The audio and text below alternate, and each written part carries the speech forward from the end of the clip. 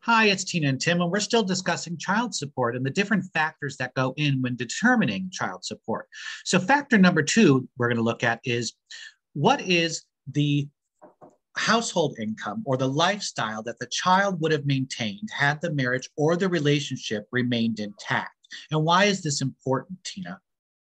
Okay, because just like in our previous video where I was talking about the financial resources, if a person is a millionaire and the other person is living just above poverty, they're working minimum wage or whatever, they're not making a lot of money compared to the other person.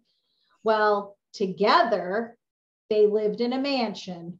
Together, they had a chauffeur. Remember, this is just extreme. This is not reality for the majority of us. So now that they separated, well, guess what? Now that person who was, had a part-time job is living on their own. Well, they won't be able to do all the nice things or live in the same house, same type of house, drive the same type of car, have the household help, and do everything they did or would have done when they were together. So what the court will look at is to try to equalize those lifestyles so the children don't suffer.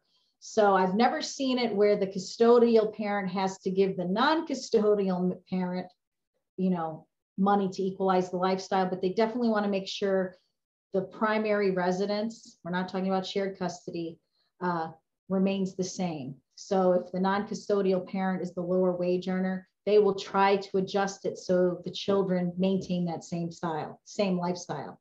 So we'll talk in other videos about how that would work if you're making an argument for shared custody, but that's not for right now. We're just explaining a little bit about what it means and an example. So watch our next video. So Tim, take it away for our ending. All right, thanks everybody. Remember to like and share and subscribe to our channel.